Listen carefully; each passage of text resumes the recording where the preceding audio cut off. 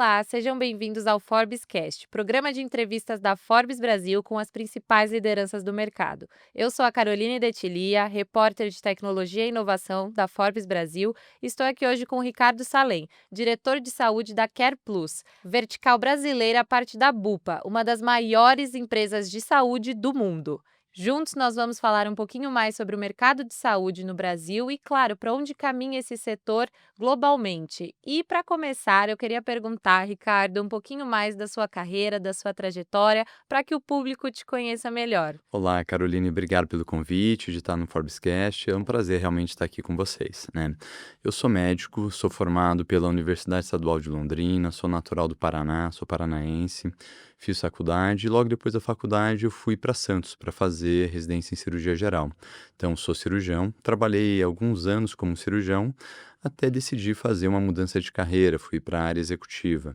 Então, eu fiz MBA no INSPER, onde eu tive a oportunidade de receber o convite para trabalhar numa grande seguradora. Trabalhei 5 anos nessa seguradora, na área de dados, na área de gestão de procedimentos clínicos, e depois disso fui trabalhar numa outra grande empresa nacional na área de medicina diagnóstica. Eu acho que foi importante para mim passar por essa área de prestadores também, fazia parte já do meu plano de carreira, conhecer todos os elos da cadeia de saúde, né? Mas há 14 anos eu estou na CarePlus. Então, quando eu entrei na CarePlus, ela ainda era uma empresa 100% nacional e ela foi adquirida pelo grupo Bupa no final de 2016. Dentro da CarePlus tive a oportunidade de passar por várias áreas e isso me trouxe bastante conhecimento sobre o mercado de saúde como um todo, né?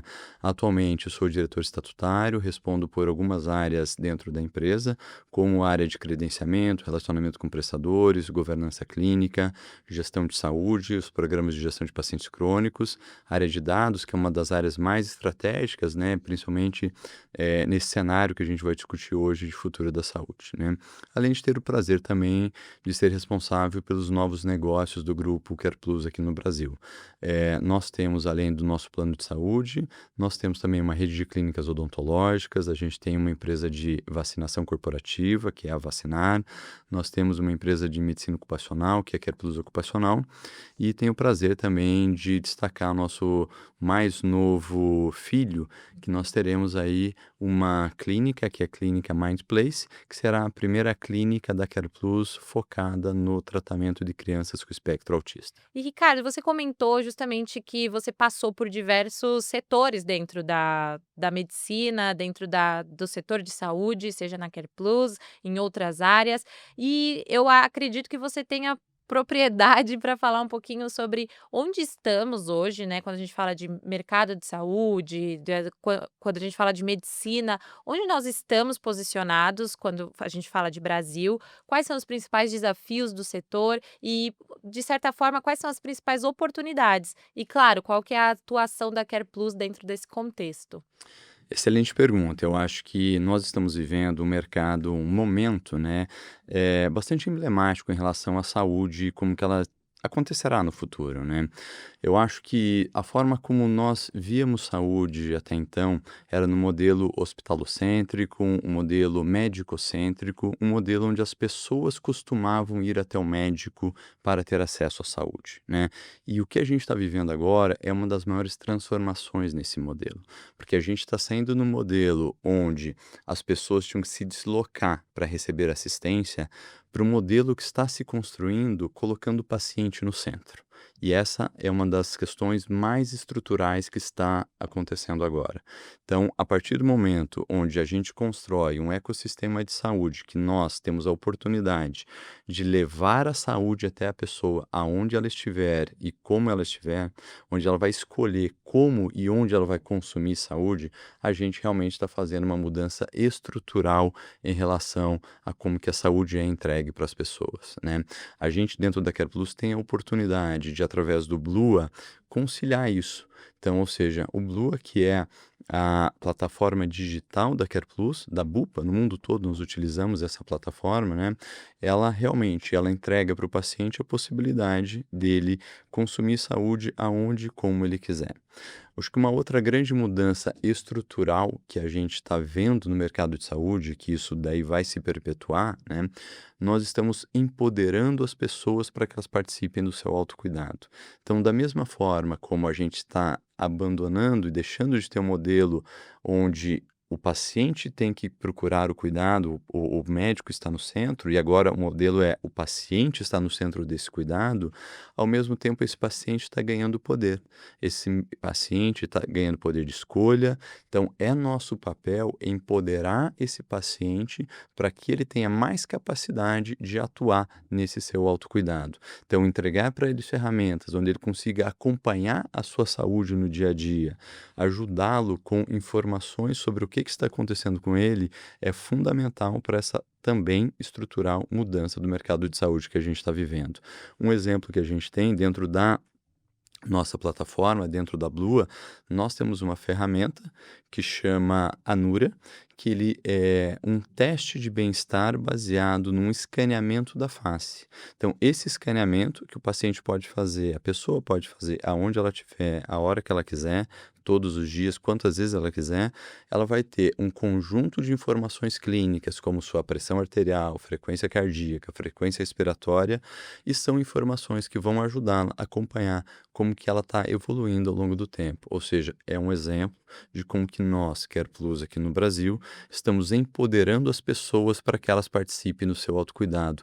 Mais uma vez, uma mudança estrutural em como a saúde será conduzida no futuro. Sim, e é muito importante isso, porque por mais que existam dilemas quando a gente fala de saúde digital, não tem como olhar para o futuro sem pensar na digitalização das partes mais importantes da nossa vida, porque como a gente até estava conversando antes aqui, você me deu exemplos que eu achei fantásticos para exemplificar, que é, se um paciente, ele, por exemplo, está num pós-cirúrgico, é muito melhor que ele faça uma consulta que seja de rotina do conforto da casa dele do que ele se expõe aos riscos de um hospital, por exemplo, e fora a facilidade que é você abrir um aplicativo, uma plataforma que seja para olhar um exame, do que você ter que se deslocar, do que você ter que movimentar, às vezes, um grupo de pessoas para fazer isso. Então, é muito importante a gente olhar também para os benefícios dessa digitalização, né? Eu acho que não tem como falar de futuro sem falar de digitalização no geral, né? Não, não tenha dúvida. Eu acho que realmente, eu acho que o advento da telemedicina, né, ou seja,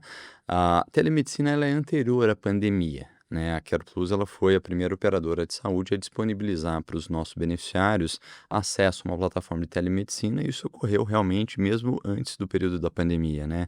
Mas a pandemia foi o grande catalisador da incorporação dessa tecnologia, né? E é um exemplo onde o conjunto de benefícios que a telemedicina trouxe para a sociedade é imenso. Ou seja, para o paciente, como usando os exemplos que você usou, né? Ou seja, ele não precisa se deslocar até um centro clínico, até um pronto-socorro para receber o atendimento dele.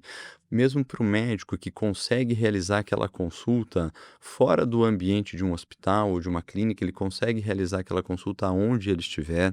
Ou seja, então todos os elos da cadeia, eles ganham com isso, né? Então, ou seja, a telemedicina é um exemplo de como que o digital faz parte, né?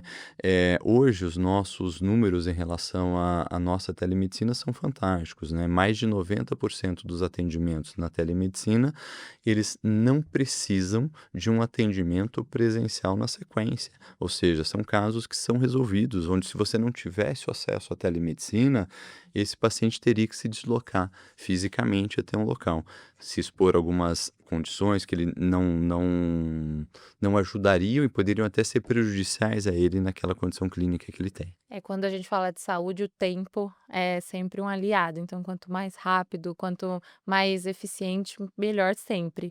E falando um pouquinho sobre a Bupa, querendo ou não, a CarePlus se beneficia muito, né, de fazer parte desse guarda-chuva que é um dos maiores grupos de saúde premium do mundo. Eu queria saber, na prática, Ricardo, quais são, de certa forma, as vantagens de fazer parte desse grupo? Quais tendências globais que vocês conseguem trazer para cá, justamente por ter essa integração, de certa forma, com a Bupa? Sem dúvida alguma, fazer parte de um grupo multinacional como a Bupa, ele nos coloca numa posição de vantagem em relação ao segmento, ao mercado de saúde aqui no Brasil, né? Eu vou dar alguns exemplos, né? Os problemas que existem no mercado de saúde são comuns em todos os países, né? Ou seja, tem dificuldade de acesso, você tem um custo crescente e algumas vezes até inviabilizando a contratação de planos de saúde. Porém, as soluções para esses problemas, elas são muito individualizadas de cada região. Então é muito bom ter a oportunidade de olhar como que os nossos parceiros, os nossos colegas da BUPA na Austrália, em Hong Kong, na Arábia Saudita, em Londres, na Polônia, na Espanha, estão endereçando esses tipos de situações. Esses exemplos, eles nos inspiram a trazer soluções que vão beneficiar os nossos beneficiários aqui no Brasil. Eu queria citar 2 exemplos, né. O primeiro exemplo foi durante a pandemia. Todos nós acompanhamos, a China foi um dos países mais impactados logo no início da pandemia, Hong Kong pela proximidade também, e nós temos uma operação muito grande em Hong Kong, né. E nós tínhamos um grupo médico, um grupo clínico que começou a se reunir, para discutir a pandemia desde o do início, né. Então nós aqui já estávamos acompanhando quais eram as dificuldades que os sistemas de saúde de Hong Kong estavam enfrentando naquele momento. E a gente, por exemplo, a gente sabia que a falta de suprimentos médicos era um problema. Então, ou seja, nós conseguimos aqui no Brasil, antecipadamente, decretar, ou seja, quais eram qual era o conjunto de ações que nós iríamos implementar para os nossos beneficiários aqui, baseados nas experiências que as outras unidades estavam enfrentando. Então, nós lançamos um programa de acolhimento aos nossos beneficiários logo no início quando foi decretado o lockdown aqui no Brasil, justamente, focando em esclarecer dúvidas e orientar sobre quais procedimentos os nossos beneficiários deveriam atuar. E isso daí trouxe muitos resultados, porque era a pandemia era algo completamente novo para a sociedade, as pessoas não sabiam como agir naquele momento e nós estávamos preparados para acolhê-las, estávamos preparados para orientá-las do ponto de vista do que fazer com a saúde. Então, eu acho que isso é um dos exemplos onde fazer parte do grupo BUPA ajuda a CarePlus e principalmente ajuda os nossos beneficiários, os nossos clientes a ter acesso às melhores práticas de saúde que existem no mundo. Um outro exemplo que eu queria destacar aqui é a implementação, por exemplo, de inteligência artificial no acesso, na saúde das pessoas mesmo, né. Então, dentro do Blue, dentro do nosso aplicativo, né, os nossos beneficiários, eles podem, por exemplo, fazer o escaneamento e ter um conjunto de informações clínicas sobre ele. Eles podem, por exemplo, utilizar um symptom checker, que é um chatbot com um modelo conversacional sobre condições clínicas que a pessoa tem, que vai ajudar essa pessoa a caminhar e navegar melhor dentro de qual é o nível de cuidado que ela precisa naquele momento. Então, são 2 novas tecnologias que foram implantadas inicialmente por as nossas operações na Europa e depois disso a gente trouxe para o Brasil e já implantou aqui. Então, ou seja, ter acesso a esse conjunto de tecnologias que hoje estão presentes nas nossas outras operações ao redor do mundo, também nos coloca numa posição de bastante vantagem em relação a como enfrentar os problemas da saúde no Brasil. Sim, e o setor de saúde, como a gente também conversou, a tecnologia ela é muito disruptiva no setor de saúde, justamente porque é um setor que, precisa sempre inovar, porque as doenças evoluem e os tratamentos precisam evoluir, e tem muitos desafios, é isso, é o custo, a capacidade, as habilidades. Então eu queria perguntar, na prática, Ricardo, quando a gente fala de futuro da saúde, pensando em novas tecnologias, pensando em novas abordagens, o que é esse futuro da saúde? Para onde que a CarePlus, por exemplo, está olhando quando a gente pensa nesse assunto? Eu acho que essa questão é bastante ampla, né, eu acho que a gente pode abordar por vários aspectos, né, mas eu acho que tem um conceito que nós gostamos bastante de falar, né, que a saúde do futuro ela será preditiva, ou seja, nós vamos prever o que vai acontecer, tá, ela será preventiva, nós precisamos ter uma ação em relação a como que eu consigo prevenir o que que vai acontecer, tá. Ela é participativa, quando a gente empodera o paciente para que ele participe do seu autocuidado, sabe. Então, são itens que a gente tem que contemplar em como será essa saúde. Mas eu queria destacar bastante também a questão da medicina de precisão, sabe, que é uma questão que a gente olha bastante. Eu acho que você colocou bem que a incorporação de tecnologia na saúde é alguma coisa que não está sobre o nosso controle, né? Ou seja, você tem constantemente uma série de estudos clínicos, uma série de estudos sendo realizados para que a gente incorpore itens dentro da assistência à saúde. Isso é muito bem-vindo, né? Ou seja, incorporações de tecnologia que vão ajudar que as pessoas a viverem uma vida mais longa, mais saudável e mais feliz. Isso é exatamente o nosso propósito. O propósito da BUPA é esse. Então, ou seja, nós temos que, entendendo isso, né, como que nós incorporamos essas novas tecnologias dentro da nossa nova realidade. Então, a gente sabe que a medicina de precisão é uma coisa que veio para ficar e vai aumentar cada vez mais, né? E a medicina de precisão é algo que ele tem um impacto financeiro, sim. Né? Porque diferente de um modelo onde um mesmo medicamento ele possa ser utilizado num país, por exemplo, da Ásia, num país da África, num país da Europa e num país da América do Sul, ou seja, o custo desse medicamento ele tende a ser muito menor do que um medicamento que é desenvolvido única e exclusivamente para aquela pessoa, que é desenvolvido baseado no código genético daquele indivíduo. O custo individual de cada tratamento, ele tende a ser muito maior dentro desse conceito da medicina de precisão. Então, realmente, a BUPA vem olhando bastante para isso. Uma das grandes iniciativas globais que nós temos é olhar para a medicina genética. A gente vai fazer isso em breve, de uma forma mais ativa no Brasil, mas a gente tem certeza que a gente tem que estar preparado para isso, né? E uma das formas que a gente tem de estar preparado para isso é justamente entendendo e incorporando essa tecnologia da forma, eh, mais custo efetiva possível para a gente, para os nossos clientes e para os nossos beneficiários. Sim, eu imagino que seja um desafio, tanto do ponto de vista científico, eu imagino que vocês devem ter um time aí de pesquisa e desenvolvimento bem maduro e bem potente, porque a medicina de precisão é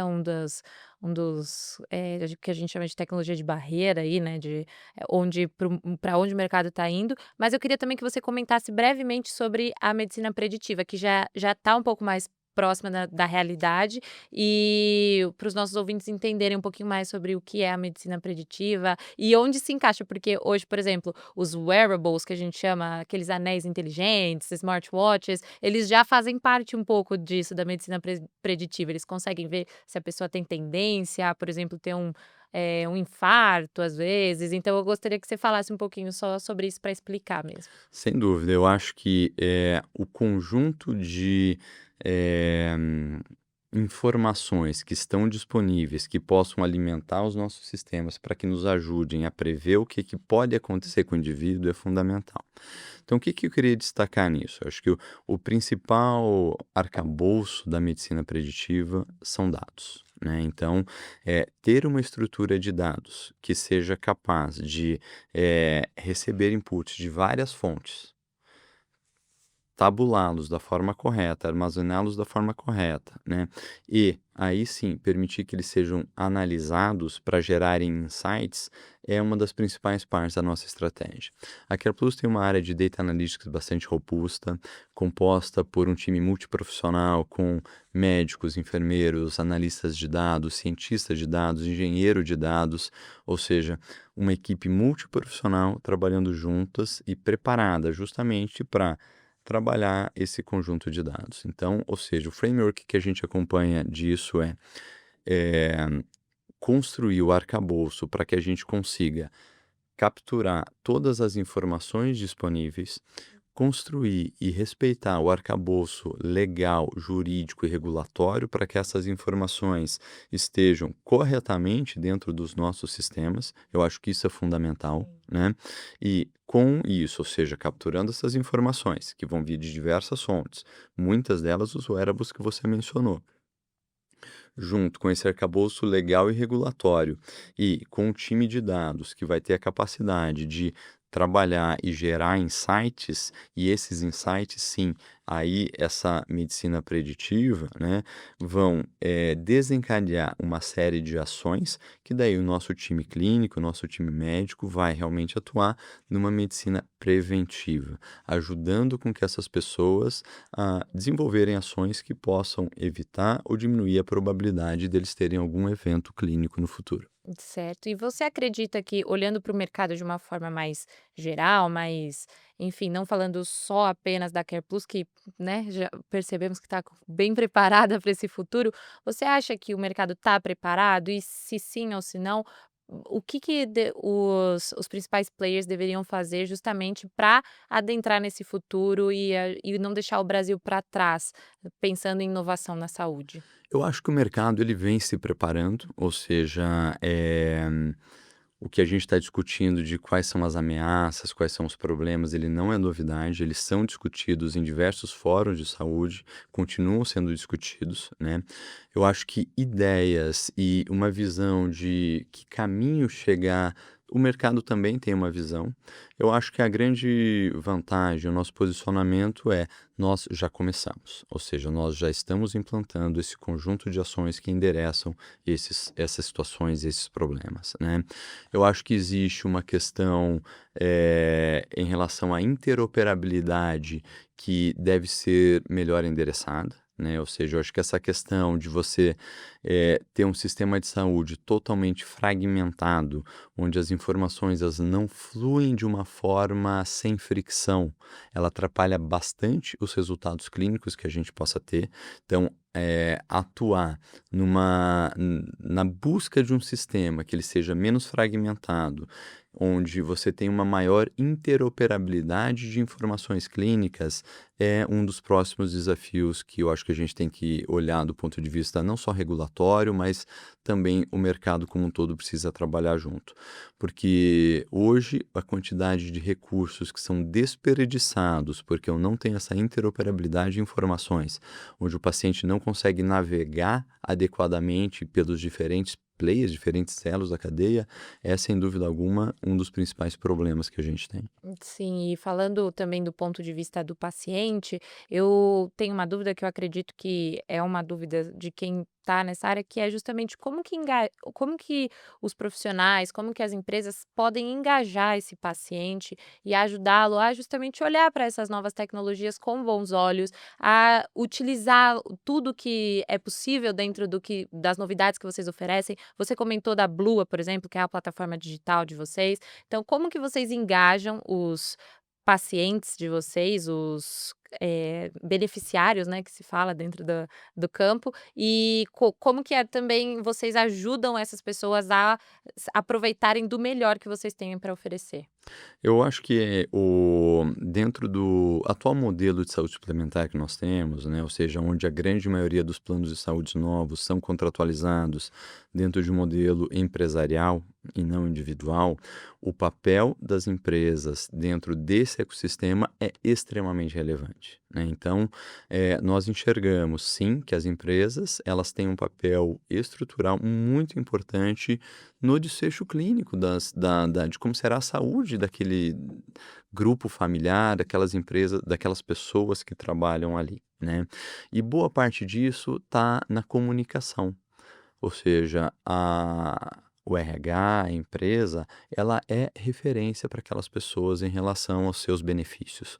Então, garantir uma comunicação eficiente sobre essa série de recursos que estão disponíveis hoje para os colaboradores, na minha visão, é uma das principais missões e atribuições das empresas em como contribuir para uma saúde mais sustentável ao longo do tempo. Sim, e no fim do dia, interessa muito para a empresa que os seus funcionários estejam saudáveis, bem felizes, as famílias, né. Acho que eles são os maiores beneficiários dessa de ajudar justamente os funcionários. Mas pensando também agora um pouquinho sobre habilidades do setor, é isso, tanto para os médicos quanto para as pessoas que vão trabalhar na área corporativa. Quando um profissional entra no mercado de saúde, quais são as habilidades, quais são as capacidades, atribuições que eles têm que olhar, prestar mais atenção, se dedicar, pensando justamente num futuro que muda praticamente mês a mês, né? Eu acho que tem algo que nunca vai mudar no setor de saúde, é a empatia, o relacionamento com outro ser humano.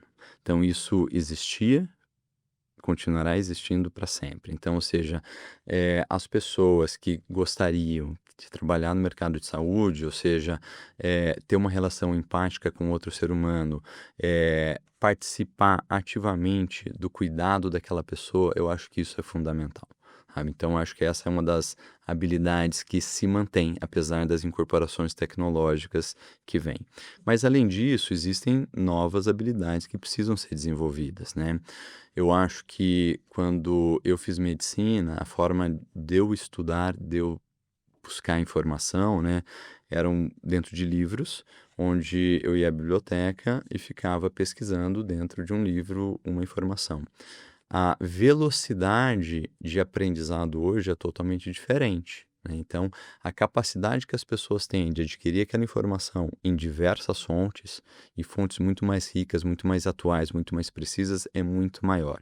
Então, ou seja, pessoas elas vão precisar realmente ter um aprendizado diferente, sabe, elas vão ter que aprender de uma forma muito mais rápida, vão ter que absorver conhecimento de uma forma muito mais rápida, tá.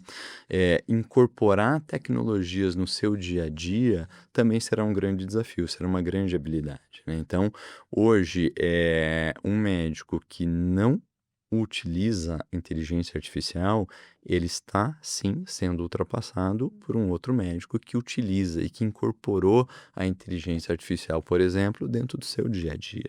Então, eu não acho que exista um cenário onde um médico ele será totalmente substituído.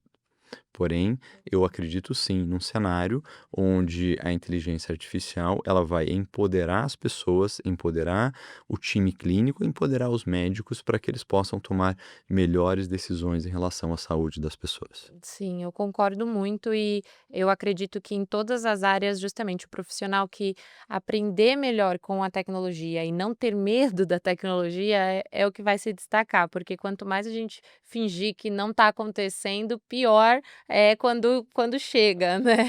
Mas, infelizmente, nossa conversa está acabando, Ricardo, e aí eu queria fechar com uma pergunta bem forte, mas que eu acho que é bacana para a gente terminar esse papo, que é, se você pudesse resumir em uma frase, qual é a principal oportunidade do futuro da saúde? A principal oportunidade do futuro da saúde é transformar dados em ação, é colocar o paciente no centro, é transformar e criar jornadas integradas, diminuindo assim o desperdício, é criando uma medicina mais preditiva, mais preventiva e participativa. Ricardo, muito obrigada pela sua participação. Acho que o nosso papo ficou muito bom para quem está assistindo e quer entender mais sobre esse mercado, quer entender mais sobre esse setor. E eu agradeço, espero que você volte outras vezes, espero que possamos conversar sobre outros assuntos e até uma próxima. Muito obrigada a você que assistiu até aqui. Não se esqueça de acompanhar a Forbes Brasil em todas as redes sociais. Curta, comenta e volte para o próximo vídeo. Até a próxima!